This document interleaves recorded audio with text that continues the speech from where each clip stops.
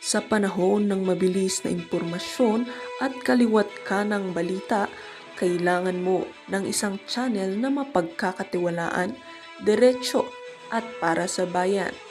Ito ang Balitang Pambansa, ang iyong bagong tahanan ng mainit na issue, tunay na impormasyon at mga balitang hindi mo dapat palampasin.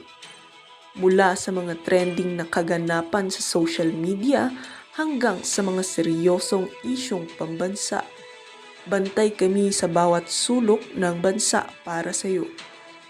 Hindi lang basta chismis, kundi validated news, mga impormasyon na may batayan at mga kwento ng tunay na buhay Pilipino. At kung gusto mong laging nauuna sa kaalaman, huwag kalimutang mag-like, mag-share at higit sa lahat, mag-subscribe. Dahil sa Balitang Pambansa, balita mo, boses mo, bayan natin ito.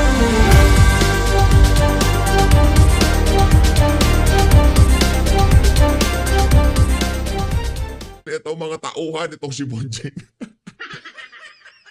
Viral pa rin ho ngayon sa mundo ng social media yung mga birada nitong si Mangga, no?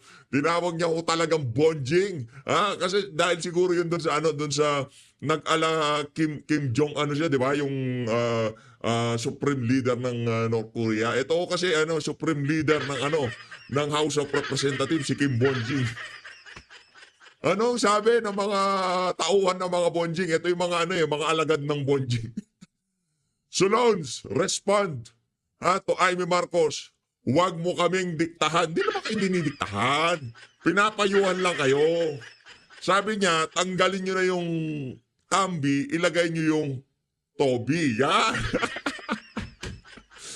Tanggalin nyo yung tambi, ilagay nyo yung tobi. Mantakin nyo ginuluhon itong si Martin Romualdez ang usapan. Imbis na ang pinagkakabalahan ng buong pamahalaan, kung paano mapapaunlad ang ating sambayanan, ang iniisip po nila kung paano patatalsikin itong si Vice President Sara Duterte. Di ba? Ang titindi ng pagka-bonjing nitong mga bonjing talaga, oh. Pagka niya lalabas sa kalsada ito, siyempre alam nyo naman ho mga Pilipino, di ba? Ang lakas mong asar niya. Pag niya nakita itong si Martin Romualdez, hoy, Bonjing! Ito. Panoorin mo natin to. Ito yung tagpo na kung saan tinatanong siya kaugnay sa People's Initiative. Ito, talunan ho talaga. Ito kasi, yung tao, pagka nasa nature mo ang pagiging talunan, talagang talunan ka. Loser ka kahit anong gawin. Loser. Kailanman pagka ganyan yung mentality mo, hindi ka magtatagumpay sa buhay. Oo, siguro, pansamantala nagtatagumpay ka. Pero kung mentalidad mo para kang bonjing, talaga hindi ka magtatagumpay dyan. Ito mga kababayan, kabonjingan ni Bonjing, ito. Sir, sabi po ni Senator Bato, a congressman told him that it was you who ordered the congressman to gather signatures for people's... Nako, yari tayo dyan, ikaw daw. Ang nag-order to gather signature sa People's Initiative. Nako na to. Ano nangyari sa People's Initiative? Bokya. Ano nangyari dito sa sa impeachment? Bokya. Brad, sa loob ng 3 taon, 19th Congress, wala kang ginawa matino. Dito sa 20th Congress, may 3 taon ka na naman para magbonjing-bonjingan dyan sa House of Representatives. Itong si Percival Sinday, ito si Baliko ang bibig. Anak to ka, mamaya ka sa akin. Ito muna, dito muna tayo sa bonjing. Kasi yan ika nga, kung tawagin nila yun, kalimutan ko tuloy, nabablanko na naman si PH. Mamaya na lang. Initiative? It's Senator Bato talking. I don't know what he's talking about. Wala kayong pakialam sa PI. Speaker? Wala daw kayong pakialam sa PI. Bonjing na bonjing, Sabi ni Senator, ang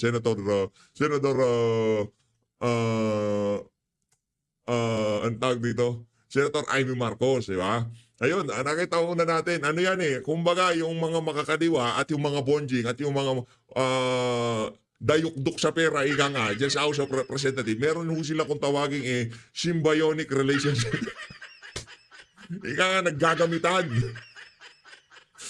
Itong mga utak rebelde, kagaya nitong si Sindanya, rebelde kayo Ayaw nyo sundin ang saligang batas. Ayaw nyo sundin yung mga last arbiter of our Constitution. Ang utak nyo masyadong rebelde. Pati ba naman yung pinakahuling mag-i-interpret sa ating saligang batas, kukontrahin nyo? O ayaw nyo magpasakop sa aming saligang batas? Sindanya, ayaw nyo magpasakop sa 1987 Constitution na nakatakda ang final arbiter ng saligang batas ang House of Representatives tuloy. Ang Supreme Court. Mga utak rebelde talaga kayo. Mga utak rebelde dito, mga mukhang pera dito, mga kontraktor, mga kamag-anak dito, at yung iba naman gustong maging presidente. Diyan sa House of Representatives para silang merong kung tawagin symbiotic relationship. Kumbaga nakikita-kita dyan. Yung mga merong iba't ibang mga kahit na hindi magkakauri, hindi magkakaibigan, nagsasama-sama dahil nagkakaroon ng gamitan dyan, di ba? Kinakapitalize netong mga walang yang utak rebelde na to yung kagustuhan ni Martin Romualdez na maging presidente. Sa kagustuhan niya na yan, winawasak niya yung kanyang mga kalaban sa politika. Yan ang nangyayari dyan sa House of Representatives ngayon. Puro sila mga bonjing. Meron ilang mga matitino. Nandiyan si Paulo Marcoleta, di ba? Ang ating Sagip representative. Nandiyan sila. BH, nandiyan. Yung mga matitino yung mga yan. Sino pa? Nandiyan ang si Atty. Rowena Gonzon. P3WD. Si Atty. Rowena Gonzon nandyan. Sino pa? Marami. Si Congressman Ungab. Si Congressman Pulong Duterte. Di ba? Yung isa pang Duterte dyan. Marami pang matino dyan. Pero karamihan dyan, mga bonji. Dito na ako tayo kay Sindanya. Ito talaga si Sindanya. Kinukompleto niya umaga ko. Ibang klase talaga tong mama na to. Lahat ng kabonjingan, makikita mo ngayon sa House of Representatives. Talaga kung ganyan mga kababayan. Gumagalaw yung yung puwersa ng kadiliman dyan sa lugar na yan. No? Talagang nagpapagamit yung iba dyan sa puwersa ng kadiliman. Ito si Sindanya, pakinggan natin. Sino ba? Sindanya ba? Senator Alan muna. Senator Alan muna tapos Sindanya. Game. Sabi po ng preamble ng Philippine Constitution, we the sovereign Filipino people, imploring the aid of Almighty God in order to build a just and humane society and establish a government that shall embody our ideals and aspirations, promote the common good, conserve and develop our patrimony, and secure to ourselves and our posterity the blessing of independence and democracy under the rule of law, a regime of truth, justice, freedom, love, equality, peace, do ordain and promulgate this Constitution. Nanumpa po tayo na susundin natin tong konstitusyon na to. Madali pong sumumpa, mahirap to pa rin. Nako. Madali pong sumumpa na susundin kung naniniwala tayo sa desisyon. Paano kung hindi tayo naniniwala sa desisyon? Paano kung ang tinatanggal ngayong hapon na to ay si President Marcos at ayaw kong maging presidente si Vice President Sara Duterte? Will I have the courage to follow the same decision? That is the test I apply to myself today. Nako. Tinignan ko po ang Supreme Court decision, solid po. Hindi nito inaalis ang kapangyarihan sa House to initiate impeachment. February 6 po, sigurado yan. In fact, before February 6, may quadcom na, magiging glorieta na yan soon. Magiging glorieta na daw yung quadcom na yan soon. Ano mo meron sa glorieta? Di ba mall yun? Maraming tao. Umpukan, di ba? Anak ng toko. Basa na kayo. Basa na kayo ng sambayan ng Pilipino. Akala nyo yung namising sa bungero, yung pagpapatuloy nyo sa quadcom, tricom, kung anong comcom na yan. Kabonjingan yan Di ba? Basa na kayo ng sambayan ng Pilipino. Kahit tingnan nyo sa mainstream media, yung reacts, yung comments, ano ho mga kababayan, hindi ho natutuwa ang ating mga kababayan sa mga sa mga napapanood, nakikita ng ating mga kababayan dyan sa House of Representatives. Tuloy-tuloy po yan, yung mga investigasyon na yon. Kasi ganun ang politika sa Pilipinas. I hope yung sa baha, imbestigahan din. I hope yung sa corruption, sa smuggling, sa karami-rami nating utang, not only this administration, last administration, 10 administrations. We in this room are all for accountability, but tama yung Supreme Court sa tamang panahon, tamang proseso. Jeremiah 29:11 tells us, "For I know the plans I have for you, plans to prosper you and not to harm you, plans to give you hope and a future." Plano ng Diyos, pagpalain tayo. Pero plano ng Diyos, durugin tayo. So if the Vice President is guilty, dapat po siya ay i-impeach. Pero sa tamang panahon at tamang proseso. Nagsalita ng Korte Suprema na mali ang proseso, mali ang panahon. But yun po, Mr. President, sana kung ano ang discussion since February 5 dito na nakatuon kay Vice President Sara Duterte, sana kung sino ang guilty sa mga baha, ganun din tayo. Hindi naman siguro si Sara ang gumawa ng mga baha. Naku po.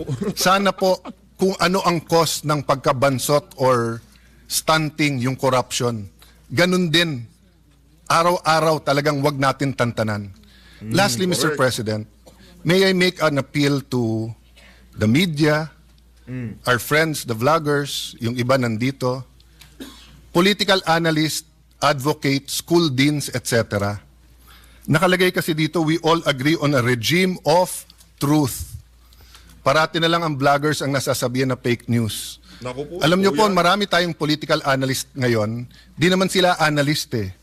Ang ibig sabihin ng analyst provides objective, non-partisan, data-driven explanation of political events, systems, and trends. Ang ibig sabihin naman ng advocate, champions a specific cause, policy, or interest group to influence yan. public opinion and policy decisions in favor of their positions. Wala namang masama dun eh. So kung ikaw ay advocate, sabihin mo na lang. Pero mag-a-appear ka sa TV, magpapa-interview ka, sasabihin mo political analyst. Pero gusto mo lang, bata mo maging presidente. Nako! Aray ko na naman, masakit na naman. Aray ko na naman, ang sakit naman nun. Tapos bata mo lang ang gusto maging pari. Aray ko. Sinala na mga ano mga pinagsasabi mo na yan? Magagalit yung mga tauhan ni Bonjing sa'yo. Antonio Carpio! Hindi, si-shoutout ko lang. May mega love shout. Mega love shoutout kay Antonio Carpio. Diba? Political analyst. Oh, Richard Haydarian. Mega love shoutout. Di daw nakapasok sa Senado kahapon. No, yan ang problema pagka mapupil ka sa buhay. Nililito mo pa ang tao eh. Ganon din po. Ilan beses kami binugbog dito nung iba na ang sabi, bawal daw ang isang senator judge na mag-move to dismiss. Pero sila din ngayon ang nagsasabi sa mga senator judge, mag-MR kayo sa Supreme Court. Saan ka kayo nakakita na hindi pwede mag-motion to dismiss? Judges dismisses cases because of no jurisdiction. Ang CA, 3 sila o 5. Hindi nyo lang nakikita sa publiko at hindi sila mag-move kasi sila lang nag-uusap. Ang Supreme Court, hindi ba dinismiss nila? Hindi ba sinabi nila no jurisdiction? Tayo kasi dito nag-usap sa hall na to. So natural, hindi naman pwedeng si Senator Batorni ay tumingin lang sa akin tapos maisip niya dismiss. Walang manifestation dito na hindi sinasabi. My point, Mr. President, is that yung sinabi ni Mahatma Gandhi nangyayari na sa Pilipinas eh. Sabi ni Mahatma Gandhi, if it's an eye for an eye, the whole world will go blind. Let's make our stand. Ilang beses ko narinig dito sa hall na to, ang taong bayan, ang taong bayan, ang taong bayan. Hindi ba naman lahat naman tayo halal ng taong bayan eh, di ba? Hindi ba pwedeng sabihin ko na lang ang opinion ni Alang Cayetano? Isa lang naman ako eh. Ang opinion ni Joel Villanueva. Ang opinion ni Mocha Uson, isa lang naman siya eh. Pero yung sabihin ko sa Nandiyan si Ma'am Mocha, ha? Palakpakan ho natin. To, malupit yan. yan talaga yung ika nga, sila talaga yung mga nauna dyan. Sila Ma'am Mocha, sila Ma'am Sasrugando Saso, di ba? Yung isa sumakabilang bubako, di ba? Ganun yun. Sila talaga yung ika nga. Sila yung mga yung una nating napanood noon. Yan mga malulupit. Ano pa na, dumidedi pa tayo nun. Nung nakita natin sila, dumidedi pa tayo. Kasing batang-bata pa tayo nun. Pero ngayon, mukha pa tayo matanda sa... Inyo, guys, ang opinion ng civil society, ang opinion ng masa, ang opinion ng taong bayan, dapat makonvict. Are we not overstepping and are we not confusing rather than enlightening our Yeah. political processes?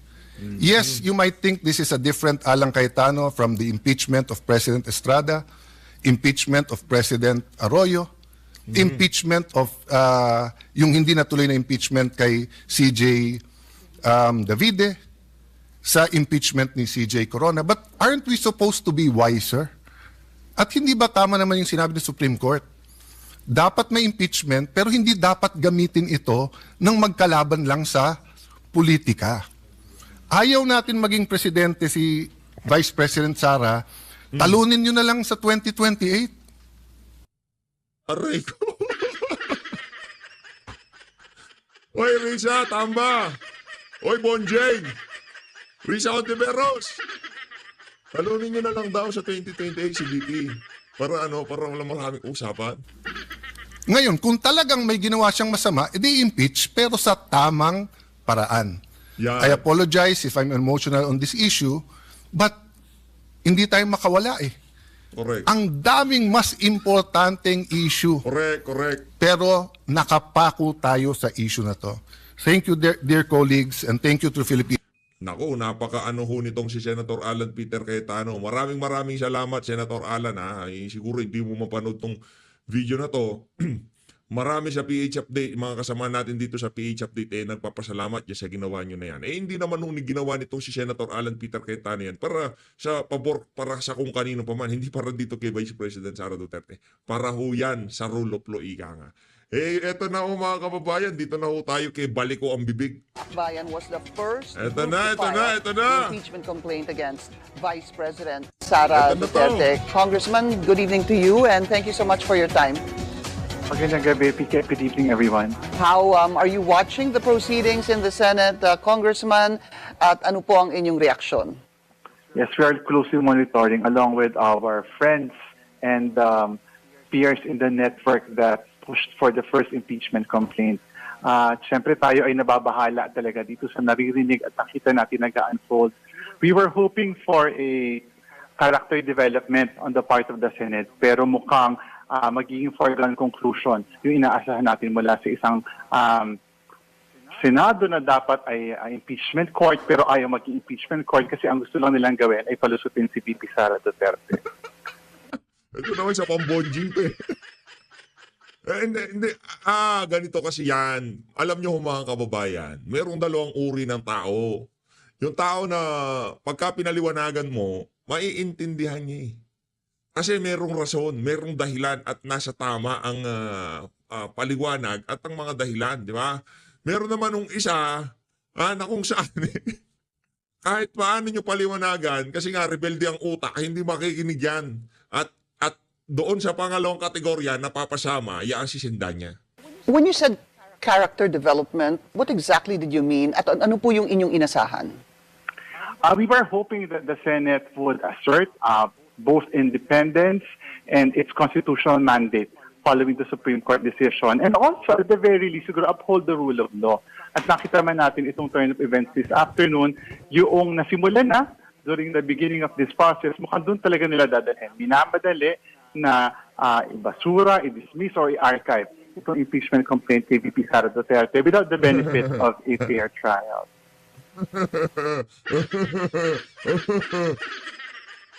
Bonjing na bonjing datingan eh, no? Ano ang tao ko? Ano minamadali? Ang problema ay forfeit, gets na gets yung kahulugan. Pero yung immediately executory, hindi nyo maintindihan. Forthwith, di ba forthwith kayo ng forthwith pero pinaliwanag na ng Korte Suprema na merong wiggle room, di ba? Merong wiggle room yan. Di ba? Panahon ng kampanya, po-forfeit kayo. Paano naman yung mga nangakampanya, di ba? Oh, ngayon, yung forfeit, alam na alam nyo, kahit saan tayo dictionary mapunta, forfeit, umpisahan ka agad. Pero yung immediately, hindi ko nila alam. Yung immediately executory, minamadali daw na Senado. Nakinig lang naman ng Senado doon sa ruling, desisyon ng Korte Suprema na immediately executory. Tama naman. Pero yung forfeit, merong explanation ng Korte Suprema doon. Kayo naman, oo. Ilan po sa mga nakuha ko po na sinabi ni Senate President Chis Escudero a while ago, there were parts I tried to keep updated and monitored this. Nagsalita na po ang Korte Suprema and the words used even by the other senators were immediately executory, void ab initio, and that the Senate has no jurisdiction. Were there any surprises on your end with how the voting happened, especially just to siguro give a little bit of background to those who might have missed it or might want to get apprised or updated on this. Nagkaroon po ng unang motion. The first motion was filed by Congressman Rodante Marcoleta, motion to dismiss, which was amended to motion to archive. After that, nag-motion naman po si Senate Minority Leader Tito Soto, motion to table, ito pong to lay on the table, ito pong naging motion ni Congressman Marcoleta to archive. Let's go to the motion to lay on the table that was manifested by the Senate Minority Leader. I think the vote was 19-5. Ibig sabihin, natalo po itong motion ni Senate Minority Leader Tito Soto. That's how I'm understanding it. Would that be correct, Congressman? And any surprises in the vote? Well, syempre we were very disappointed with the result of the vote do sa motion to lay on the table. Kasi the motion to lay on the table makes sense. Di ba? Alam naman natin, even if meron ng decision yung Supreme Court, nag-motion for reconsideration kami. Yung mga unang complainants, sa House of Representatives, at meron pang isang grupo na may pending MR. And even with the Supreme Court decision na executory na ito, sinabi pa rin na mag-comment on the motion for reconsideration yung kampo ni VP Sara Duterte. So, ibig sabihin, ongoing pa yung proseso at it makes sense to lay on the table kasi may hinihintay pa tayong final action from the Supreme Court. Pero papaano ho, how does one really understand when the Supreme Court says immediately executory? I say that, of course, because those two words have been said time and time again by at least those who have or voted for the first motion and are voting now on the second motion. Ayan. So, again, we'll go back to the earlier point na, di ba, while the Supreme Court said it's immediately executory, pero bakit binigyan pa rin ng Supreme Court ng pagkakataon na mag-comment on the motion for reconsideration? Si VP Sara at kanilang kampo. Hindi nakikinig yan. Hindi nakikinig yan doon sa paliwanag ni Senator Dante Marcoleta. Parang ano lang daw ho yan, parang nanliligaw.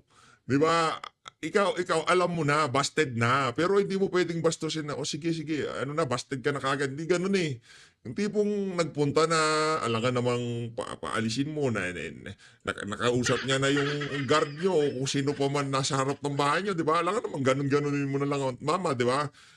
Papatuloyin mo, pero alam mo na wala siyang pag-asa kasi meron ka nang sinagot na iba. Di ba? Kumbaga, naka-oo ka na eh. Nabigay mo na yung matamis mong oo sa iba, pero, siyempre, alangan namang, dadaan mo na lang yan sa text. Oh, sorry ha, girlfriend ko na si di ba? Boyfriend ko na si di ba? Palibasa itong si Percy, hindi niya alam niya kasi hindi ata siya nagka-girlfriend. Nagka-girlfriend ka ba? Tanong. Oh, kabonjingan mo yan, Brad. It means that the processes should still be ongoing at dapat at the very... Sorry. Hindi ko... mali yung yung halimbawa ko kasi yun kaya nga. Nagka-jowa ka na. Yan! Nantaw ka. Yan yung problema. Paano mo siya ikikis ganito?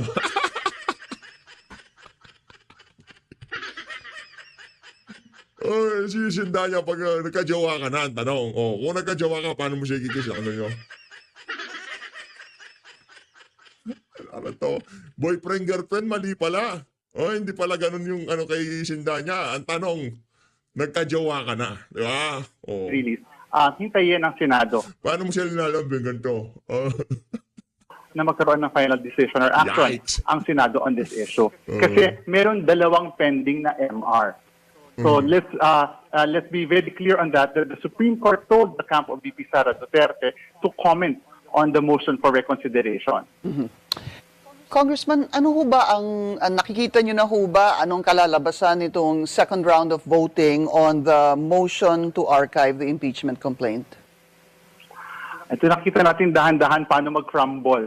Yung una, separation of power. Pangalawa, yung sana pagtatanggol ng Senado doon sa kanyang mandato. At nakita natin kung paano. Walang nagka-crumble dito. Alam mo ano nagka-crumble dito, Sindanya? Yung pangarap ng amo mo na maging presidente sa tuwing... Kaya wala kayong pakialam kahit mag-crumble ang Pilipinas. Yun, sigurado ko. Para kayong mga anay na gusto nyong sirain na sambayan ng Pilipino mula sa loob. Para kayong ganun. Ayaw nyong sumunod sa pinag-uutos ng Korte Suprema. Yun ang totoong pagkakrumble. Kasi constitutional crisis ang aabutin natin dyan. Yung ginawa nila, para ika nga ma-diffuse ang problema, in-archive lang naman. Ano pa problema sa archive? Kayo kasi para kayong mga bata, pagka hindi na pagbigyan, nagmamaktol. Di ba? Dahan-dahan nakita natin right before our eyes that the Senate really is indeed a Duterte Senate. Well, And you see this being archived? ano masasabi mo kung Duterte Senate ang Senado? Hindi ba kayo mag-iiyakan yan? Anak ng toko, kung Duterte Senate pala ang Senate, sana nasa Pilipinas sa Tatay Digong. Di ba? Minayat mayanan nila yung issue na yan, itong si dating Pangulong Rodrigo Duterte na unconstitutional. Yan ginawa na yan kay Tatay Digong. Naku, hintayin natin yung desisyon ng Korte Suprema doon sa hinihaing mga petisyon dyan sa Korte Suprema ng mga kamag-anak nitong si dating Pangulong Rodrigo Duterte. Hintayin natin, di ba? Nakikita nyo na po ho ba na yung motion to archive ay mananalo? Or will get the votes rather? We're still hoping against hope, no? We're still hoping against hope. Pero parang yung mga inaasahan natin na sana magbago ang isip, mukhang dun pa rin papunta yung kanilang mga boto batay doon sa unang round of voting. So ngayon mukhang ano na lang ito, nagpapaliwanag na lamang sila sa presinto. Pero doon sa Court of Public Opinion, malinaw na that this is a Senate that chose to coddle and defend a vice president that abused power, plundered the nation's coffers. So parang naging tagapag-kubli. Yan ang problema. Yan ang problema bakit hindi bumibenta yung naratibo nyo. Sabi nyo, gusto nyo magka-impeachment trial para makita yung ebidensya. Pero ang verdict nyo guilty na. Yan ang kabonjingan na hindi bebenta sa ating mga kababayan. Hindi bebenta yung mga ganyang klaseng kabonjingan, di ba? Gusto nyo magka-trial para mailatag yung mga ebidensya. Pero hindi pa guilty yung Ali. Pero kung kayo makapagsalita sa mainstream media, guilty na. Plunderer na si BP Sara. Paano maniniwala yung mga kababayan natin kung ganyan kayo umasta? Di ba? Liya taga-konsinte ng krimen ng Vice Presidente, yung Senate, the way we are seeing them now. And we hope really earlier today for a character development. Pero sadly, wala tayong nakikitang gano'n. Congressman, hindi ho ba kayo, it doesn't seem like you're concerned with the words that you are using dahil hindi ho ba sinama din kayo ng ilang mga abogado dito sa kaso before the Supreme Court on indirect contempt, if I'm not mistaken? Yes, sinampahan tayo ng kaso, ng Nagkomento ka na. to silence. Huwag kang bibida dyan. Magkomento ka muna sa Korte Suprema. Paliwanag ka doon. Pinagpapaliwanag kayo ng Korte Suprema doon. Huwag kang bibida-bida dito. Taka doon. Us. At para patigilin tayo doon sa pagsasabi natin at pagbabahagi ng nararamdaman, hindi lamang as an individual legislator, kundi ng marami nating mga kababayan. Lalo na yung mga naging matapang to stand up on this issue. Yung hubang motion to archive the impeachment complaint, how do you appreciate that? Ano ho ba sa madaling salita ang ibig sabihin nito? Does it mean that isasantabi muna natin pero pagka magkaroon po ng ibang ruling or the Supreme Court decides to overturn its earlier ruling, ay bubuhayin ho ba ito? O ibig sabihin bang the motion to archive is as good as dead? What does it mean? Kasi parang purgatorio ang archive. Pag dinala mo siya sa archive, Yan ang problema eh. Ano purgatory, mga alimbawa mo, mga walang kwenta eh. Archive ho, ano yan eh, kumbaga, nag-archive na ba kayo ng mga files nyo? yung archive, nandun lang yun. Hindi lang siya visible doon sa mga files nyo. Kasi halimbawa, ito mga file yan. Oh.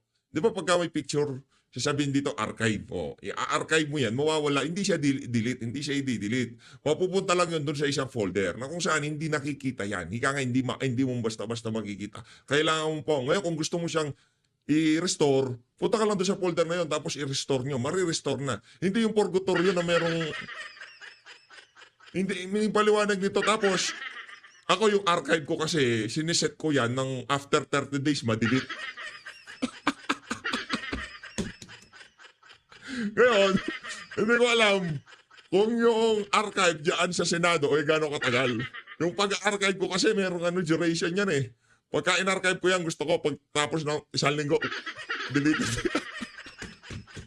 Purgatorio. Iba yung purgatorio, Brad. Ikaw di ka dadaan doon.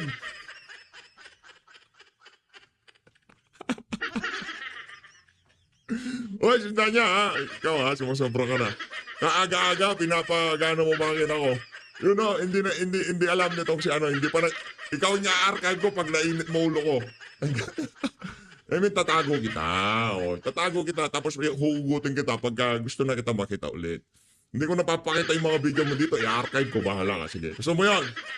Kaya mahirap na siyang buhayin muli. Meron na siyang hugutin doon. So that's another Hindi way totoo of yan. dismissing o Sinungaling. pagbabasura ng impeachment complaint. Alright. Sinungaling So, ka. sa ngayon po, si Senator Sinabi na ni Senate President, anytime, ito bago tayo magbotohan, ganito muna, sabi ng mga kontrabida. Pag ba in-archive, kasi ramdam na nila. Pagka in-archive natin yan, sigurado pa tayo na anytime na magbago ang desisyon ng Korte Suprema, mahuhugot natin yan. Sabi ng mga ibang senador, di ba? Tanong nga sila yun. Ang sabi ni malinaw sa ating rules na ang mga naka-archive na bagay-bagay sa Senado, anytime pwede nating hugutin. Anong problema doon? Anytime naman pala. Mga iyakan talaga itong mga bodging na to. Kiko Pangilinan ang nagsasalita. Or is it Senator Jinggoy Estrada? I'm sorry, no, I'm getting two different. I think it's Senator Jinggoy Estrada. So we're gonna listen to the rest of the votes. In the meantime, Akbayan Party List Representative Percy Sandanya. Sir, before you go, Energy to hold those who abuse power accountable. At Ang tanong ano daw gagawin lang pagkatapos nito? Ano siya, meron siyang booking. Uy, si PH Update, kabisado ha. Ano yan salita ng mga marami rin kasi tayong mga tropong mga biggie, di ba? Baka meron siyang booking sa hotel. Mag-hotel pa. Ito naman si Ma'am Pinky. Grabe, ganda talaga ni Ma'am Pinky. Solid. patuloy yung paniningil natin ng pananagutan mula kay VP Sara Duterte at kanyang pagnanakaw sa kaban ng bayan.